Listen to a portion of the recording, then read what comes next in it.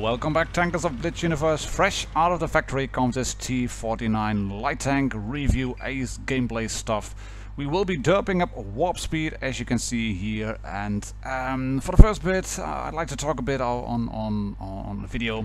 It's been a very long time since I did my last review and last map review and proper videos, apart from some streaming and preview stuff for wargaming. I had to take a break, small break from the game. And I must say I really enjoyed just playing my usual account, my main account, not videoing anything. I missed out on several aces. I have aced the KV2 in the meantime, the Neshorn, and did a whopping 7.2k damage. Ace game on a T110 E4, so that is a bit of a shame that those games didn't get recorded. But it got me all freshened up again and ready to rock and rumble and roll with a new smallish line here, the T49 mini culmination of that at tier 8. Still, map guides will be coming up. We have to do a small resume of Millitrax event where we went in Overloon, the Netherlands, together with the museum over there.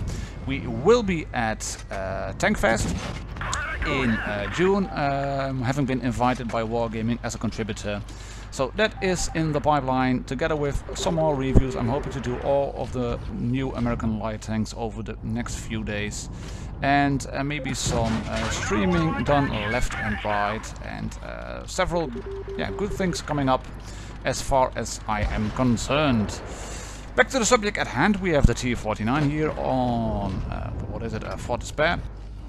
You can see from the beginning we went into the Cap Hill, we spotted two red tanks and then just kinda sit there in the middle, waiting around for something to happen. There weren't any tanks spotted in the bushes, in the usual camping bushes. So I decided to roll with the heavy spec, keep my spot in the middle because I have the same view range as the T54 but better camouflage rating. I decided to just stay there. Hello T54, I will not do that to my beloved mother or to yours. Gonna talk about that too, because that was changed obviously in 3.9, a military honor system. Chat back again, which, well, I must admit I'm surprised by the lack of hate which has been sent to me over the last few games. I kind of like having a chat back because you can talk to people on the red team, and especially once you are killed you can keep talking to your own teammates and try to help them around. Smoke coming out of the barrel of that Tiger. In the meantime we are reloaded, we are not reloaded, we are still reloading, and luckily the Jag Panther 2 gets blown up by the AMX 5100 because, yeah, I'm driving a light tank. Anything that will be shot at me will probably penetrate, but we'll take a look at it in Armor Inspector once we get there. And at the moment we're just really being a pain in the butt of the T95, of the Tortoise before the Tiger, just sitting there keeping tanks spotted and allowing my team to basically clean up. This is not the way you should play a T49. All along, or for that matter, the Chaffee, the Walker Bulldog, or the T37. But I've managed to sneak up on the back of this 95, and I can derp him into the back for 787 with the 152mm gun. We're nearing the end of the game, so let's take a look at the statistics of the T49 Armor Inspector, equipment, etc. and other things you should take into account while playing this little beast. Right, and here we are again using blitzstars.com compare tanks to compare the T49 to itself. We have the 152 Derp mounted and the 90mm gun on the other T49, and compared to the T54 lightweight and the Speedpanzer RU-251, the other light tanks at tier 8. First things to note is that the both 49s and 54 are pretty much together in terms of DPM. The RU is far better, and one thing to note which is pretty apparent if you look at the green bits over here. The Derp gun, very low rate of fire obviously, but also even if it fires heat as standard ammo, lowest penetration in class, 14% more on the T49, 15 on the 54 lightweight, and 18 on the Speedpanzer RU. Shell velocity is also very, very poor. This is not a sniper tank, this one. This one can be a bit of a sniper tank. We will show you that in a few of the games. But yeah, this is more living on the edge. This is a harder tank to drive without giving anything away of the review than the 49 with the 90mm gun. That drives a bit more like a medium tank at tier 8. Weapon handling, worst on the Derp gun. The aim time on the RU is the best. I have nothing mounted in terms of provisions, but that's the best on that one. Dispersion pretty much the same among the 90mm and 100mm guns on the light tanks, and yeah, like I said, the Derp gun obviously very poor. That said, the gun depression is the best on a T49, 10 degrees, which is typically American, 20 degrees of elevation, getting just a bit more than the RU, and a 54 lightweight. Mobility pretty good, and there's one thing to note as well, that the T49, you can see it over here, with the turret, it's a bit harder. You get a slightly less horsepower per ton. Power to weight ratio is yeah, a bit worse, which yeah, is something to take into account. The RU obviously the best one, a very light tank, biggest engine in comparison. But then again, they are all very quick. Numbers aren't that far away. And the worst thing obviously is in the armor department, because yeah, it hands down 54 lightweight, far more armor than all the other tanks on this tier 8 light tanks. And the hit points on the 49 and on the 49, it doesn't matter which gun you mount, hit points change with the turret. RU has the best, lightweight second, and then the 49s both at the lowest. 260 view range on the RU, which is also the best in class, and you get 250, 250, 250 on the T49, the 54 lightweight, and then the T49. Credit coefficient not yet known at the moment, obviously, and there are just a few players at the moment playing 24 only, playing the tank, and I think they have to do, yes, updated roughly after 24 hours. I think they would need to do 100 games as well in it, but you can see 60% win rate on average. That will lower over the course of history as more people drive the tank, because like I said, these aren't easy tanks to play, but I hope to show you what you can do in the games. And without giving anything away, without any further ado, let's go into Armor Inspector. And when we arrive in Armor Inspector, you could already see from the statistics that the armor wasn't very good. That said, there are a few red parts on the turret side, and if you manage to turn your tank like this, get the front plate at an angle, turn the turret to the left or the right, and aim over the rifle with a maximum 10% of gun depression, then you might be able to get some bounces on your front plate and on the turret edges. And that's always very good to know if you are up against Tier 1 MS1. Yes, ladies and gentlemen, the armor obviously on this T49 is so poor and yeah, partly non-existent that an MS1 firing AP with a 45mm gun at Tier 1 will be able to pen. So yeah, let's not take a look at this any further, I think. But for one thing, we are going to show you this, the Tier 8 tank destroyer from Russia with the BL-10 gun, and that one can fire HE. You can see it over here. If it shoots you into the side, there we go. Minimal damage, 720 minimal. It has the possibility to one-shot you with a Hyro, and it doesn't even need to ammo wreck you, because 1200 is the maximum amount of hit points you have and the maximum amount of damage the BL-10 can do. We have, of course, the Borsig as well. The 30 can go straight through, but we would like to see the Borsig. There it is, Boomsig. That one will do 480 to 800 on AP. No need to load the heat. And same one for this one, 720. Shoot on the turret. That is a good thing. If you encounter a T49 yourself, that one is... come on, give me modules, give me modules. I need this one then. X-ray modules. If you want to shoot an T49, oh, internal modules. I thought I had it on the pen thingy. No. No. Let's check again. Shooter, I was sure I could see some modules. Oh, yeah, I think there was an ammo rack on that side of the turret, by the way. So there might be something to take into account as well, because your ammo rack is there. But then again, anything which will hit you on the hull, on the turret, and not on edges like this. This pointy bits, these might give some troll bounces. Tracks might give some troll bounces, but other than that, basically any shot which is fired at you will pan. And you could see it from the MS1 view. Armor non-existent. Look at this. Basic from the front will go straight through. Let's take a look at a Centurion, the medium tank. This one will go straight through as well, and I think when you're driving a sand, it might even be worthwhile to try a hash round if you can shoot them at the side of a T49, because you might do a bit more damage compared to an AP round. Here we go with an AP round. Oh, there it is. Less maximum damage. It will pan. But if you can shoot them through the side, load a hash round on the Cent Mark 1, and let's not even talk about the Cent 7 Mark 1. So all in all, armor non-existent. What do we have? We have a Derp gun, we have a 90mm gun, so let's show that in action, because I'm already rambling about on a tank, and I think you really would like to see some real action. Here we go, lads, into the game. And the first thing I really did when I saw the lineup on this map on Himmelsdorf, I'd like to be in a light tank on Himmelsdorf, to be honest. But when I saw the lineup, I decided I had to take A. You can see we have one medium, they have one light. We have one medium and one light, which is me. They have two mediums and one light. One of the mediums, the Indian Panzer, was in a platoon with the Loadout.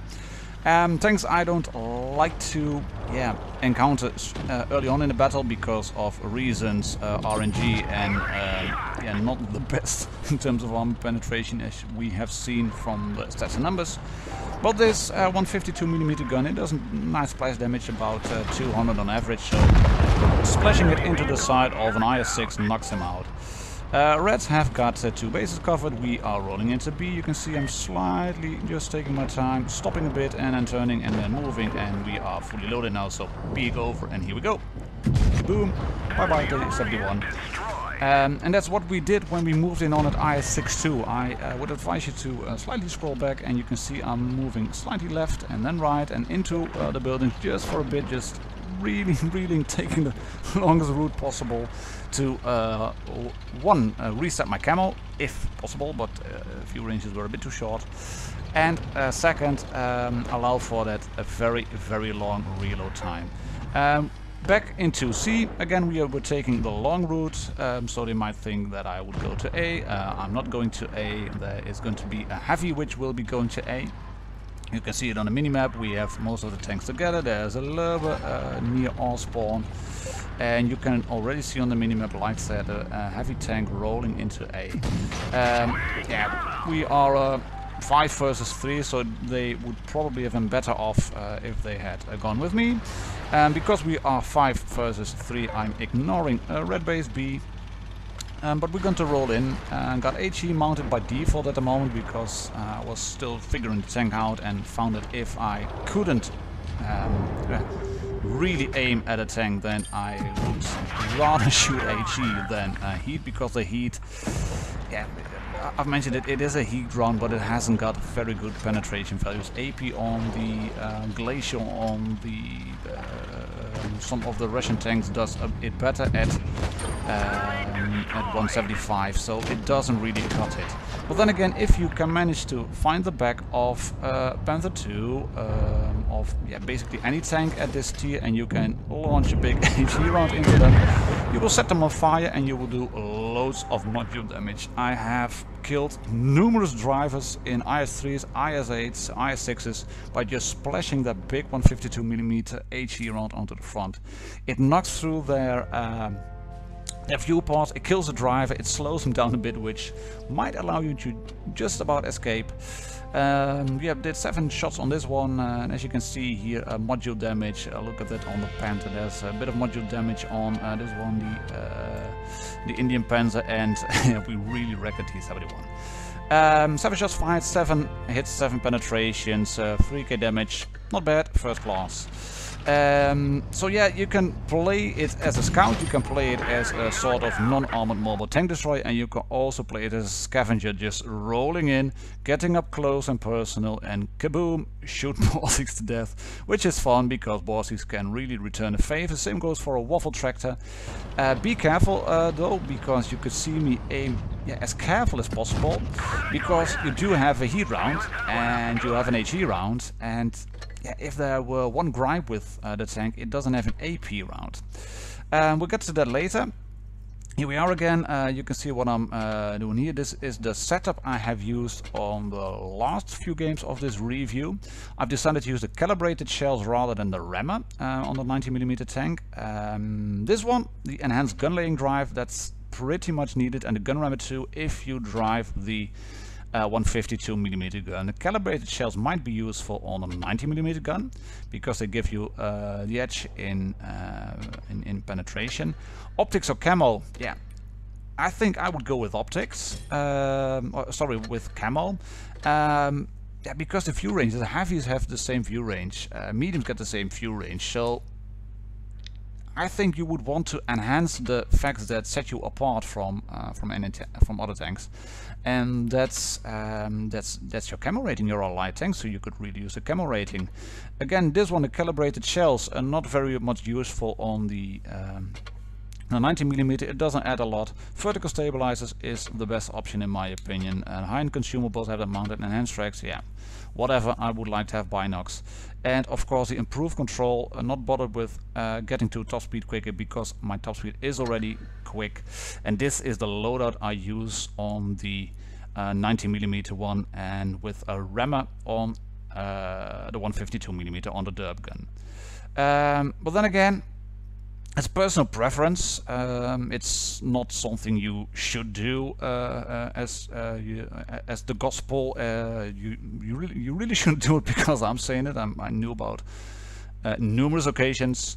But yeah, I think you should play to your strengths. This tank has the strength of running around, going unseen, and derping people in the back. So that's why I would mount a camo net on this one. You could use optics. I'd rather have binocs, but you could use a camo net probably. And I think I would, and you can see it heat, side of a tortoise, no chance of penning it. And on the 90mm one, you should go with a calibrated shell to give you just a bit more in terms of armor. Again, you can see this is HE on the side of an IS-3. Nice one, just about 250 health. We are checking the aim on tortoise. Can he see us? Yes, he will be able to see us, so we are rolling back using the rock for cover. And what I'm doing here now in the middle of this supremacy map on Canyon is basically keeping the left side spotted as much as possible. Yeah, I can't shoot. I hit that T32. It bounced with HE, or it went into the ground. I don't know. But there is nothing I can really do. I can't poke over the ridge and use the gun depression and then snapshot them because derp. I can't do snapshots in this one. But I would like to keep that T54 spotted. He is not spotted at the moment, as you can see. We can shoot the T32. Have to wait because heat. We'll do 429, which is good. And we are not spotted because we have the better camo rating. And you can see from the minimap, and I was fully aware of this, there's a medium tank rolling into Cap A. So I'm not gonna do anything. I'd like to save my hit points and shoot a big shell into the side of a T32 again. Now we can go into B, cap that one, shoot hopefully through the side of this T54 lightweight. No, only splash damage, but we moved out just quick enough for the red team to miss us, and the Panther 2 takes out the 54 lightweight. Thank you very much. IS-8 looking my IS-3 looking my way. He gets scared because I have a big gun. And he moves away, and we are 2 tanks up, and it's safe for me now to get the cap. There we go, Borsig. Hello, Borsig. Meet Mr. Sheridan 152mm HE shell. We are in the meantime taking cap B, and things are looking pretty smooth. And because we've been saving the hit points, we still have 1200 in the bag, and we can take up that scavenger roll again. You can see the quick pace at which you can move along the battlefield, trying to take our shots, and we will see if we can pen a tortoise at the back with HE. Not possible. Heat will go in, but we get shot from the Borsig and then the IS-3 as well for good measure. I know I can pen the back end of an IS-3, but still, yeah, the reload time is very long and it takes a bit of getting used to. And you can see another problem here, heat on the angle side of an IS-3, it just doesn't go through. Even if you have a bit of extra, what is it, the calibrated shells, it only adds 8mm of extra pen, that's not a lot. Luckily that Borsig had trouble turning around quick enough and the IS-3 just about missed us, shot one into the rock. So we scraped through. And we can shoot the IS-3 here while we kept base C. HE will go in on the side of the IS-3, no need to really aim for him, just derp him in the side, get base C done and then load HE because the tortoise is on a very low health, only 5, but we completely missed a shot. Take a look at this. And this is the first of 2 ace games in the review. Didn't really feel like an ace game. I blame Noob Primacy for it because you get a ridiculous amount of XP if you capture a base, if you manage to get a base in the beginning of the game, and that keeps running for a long time. You do get a lot of victory points as shown on the detailed screen here, and yeah, it kinda lets down the the achievements you can have in encounter battles, because you have to do far more in terms of spotting, and the new equipment system has rendered spotting somewhat useless in my opinion, because heavies get the same view range as light tanks and medium tanks. There are no binoculars left, so that is a lot harder to do, really. That said, I've had that ace game with the Derpy T49. I decided to re-equip it with 90mm, drove about 5-6 games. This is one of them on Copperfield. As you can see, we are shooting this RU who was at the back. That one goes in, gun depression, aim time a lot better, and these are a few shots that I really couldn't have done with the Derp gun. This one will go in as well. As we can see now from the hit points he has left, he shoots us as well, but we load adrenaline, roll up the back, and he then is a one-shot to us, and we are already 2 tanks up. And like I said, these few shots, that's not something that I could have done with the big 152mm gun. That again, if you mount the 90mm, it's more of a medium tank in terms of DPN, in terms of gun handling, really in anything but the armor. It has become a medium tank. I'm still not quite convinced if this is the better option, or if you could use the RU for it, or the lightweight, the T54 lightweight, because they mount pretty similar guns all around. Armor penetration, alpha damage, etc. But it's a bit easier to drive. It's less. It's more conventional than the 152mm gun, and that one is epic fun, more fun I think than the 90mm. But this is more of a carrying type of gun, because you can drive around quicker. You have 11 shots a minute with fairly good penetration. You will need heat on the sides of IS-3s and turrets, because you will only scratch them if you shoot. Maybe because the Tiger bumps into the IS-3, it bounces. But you can see the side of heavy tanks, no problem. We can shoot them, the RU finishes off. You have a useful HE shell, not the best one because of only a 90mm shell, but on the side of a Borsig, no problem whatsoever. Pop adrenaline, shoot one in, and you can scavenge pretty good in the tank with a 90mm gun as well, because you are very quick. Just roll along the tanks, make them spin their turrets, and then shoot one into your allies. Then again, 3 kills at the moment, 4 kills at the moment. We do not get the Radley Walters, that's a bit unfortunate. But then again, second class Top Gun on the T49, that's all goody. 1600 damage, as you can see, second class and a Top Gun. And that leads us to the last game, and for those of you who have been paying attention, yes, this is another mastery game. 2 masteries for the price of one. One in the Derp gun T49 and this one with a 90mm gun. I've got out the first part of the game, which was basically the team telling they were going left, and then some people were disagreeing, and then I said I will go right because I feel more at home over here and I don't want to meet 4 heavies in that build-up area. And then I get derped from the left and the right, and then also shot by T48 prototype. But lo and behold, the prototype is camping over here on that ridge, and this is one of the key features of a light tank. I'm very quick. I can just roll around unspotted. I have a camo net mounted at the moment on this tank. My camo rating is already good as I move along. I get, what is it, 5% extra for being a light tank? So that's good as well, adding a bit more of camo rating to my tank. And here we go, a very nice moment. Only frag damage. Thank you, RNGesus, for for saving my ass. And well done, Panther, for bumping into that T28 Proto. We're going to see more of the Panther in the game, because he rams a lot of tanks. He gets a double kamikaze medal in the end of the game. But yeah, he saves my ass a bit, because that Proto he's killed early on and we still have full health. Looking at the minimap, I could see a very big bundle of red heavy tanks in the docks area. A few of my tanks over there. It's 5 versus 2, and I really would like to get shots in on the first tanks available. And the first one is this one, the Tiger 2. I'm not too sure on what happened because of that glitch with the view. It lagged the video. It didn't have that problem in game.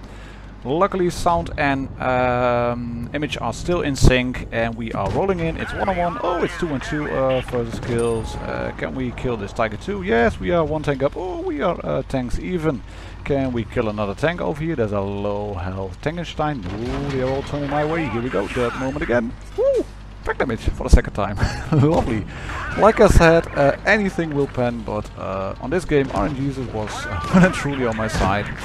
What are the odds of getting frag damage on a non-armored tank twice in one game?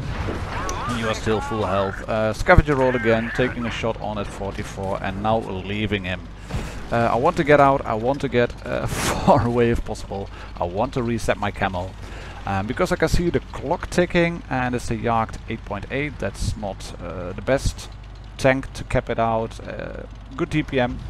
Good rate of fire, but yeah, not a tank that you would like to have there, because most of the tier 8 tanks can pan it, and he might have some problems panning it as well. You can see the Panther has again got a kill. I think he also rammed that RU, but he goes down due to the Indian Panzer, and suddenly it's just me and that Yacht 8.8 left versus a 2-shot Indian Panzer.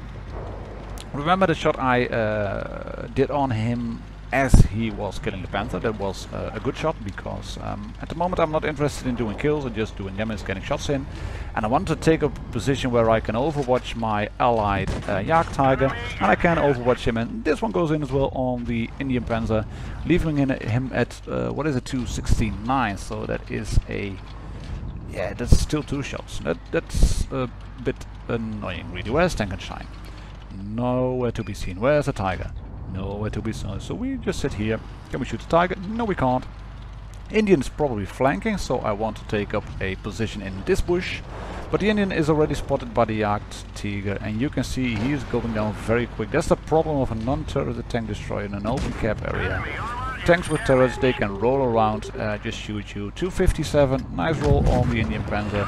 One through the side, but he shoots me as well. We have to reload, repair our loader, get him back to health, and aim. Tankenstein has 5, so we can safely shoot through the lower glasses plate. And obviously you got a low roll on this one now, leaving him at 6. And that is just a fairly well health Tiger left versus very low health, half health T49 and a Tankenstein. Then again, Tankenstein only 6 left. That's an HE shot maybe, and I'm just getting a bit of distance here. I have the gun depression. You can see my my camo rating is better. I have the camo net equipped now. It was already better because I am a light tank. Tankenstein knew he was fired upon, so he is safely moving back. Well played by him.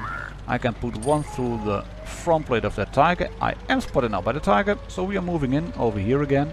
making them believe that I will flank. I will not flank. He's off the radar, so that means I'm probably off his radar as well. Turn on the spot, not let the icon move on the minimap. And let's see if we can spot either him or Tankenstein now, because Tankenstein is slow, so what's going to happen? Nothing. That's unfortunate. Hello, Tankenstein. Thank you. Whopping 6 damage.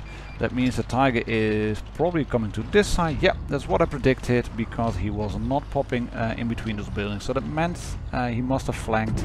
Only 1 minute left at the clock. This one goes into the ground. That's unfortunate. But I have also been taking an eye on my 2 timers. One on the multi-pack and one on my adrenaline, so I know I have him on the reload now for at least 1 shot. But now we're both 1 shots. He's a 1 shot, I'm a 1 shot. Loading the heat. Can we shoot him? Can we shoot him? Can we shoot him? Cupola, turbo top. No, into the ground. Into the rock. Don't panic, Mr. Menring. Don't panic. Don't panic. And just drive back, and there we go, through the front. Thank you very much, RNGs, for making it possible, because without those 2 track shots, I wouldn't have aced the tank with a 90mm gun. So there you have it, 4K. Mastery, high caliber. If you want a tank with big epic fun, use the Derp one. If you want a more versatile and slightly easier to drive tank, use the 90mm. But then again, RU and 250 for lightweight are very good options as well. Here it is, T49 Light review. I catch you all, ladies and gentlemen, on the next one. Cheers and happy tanking.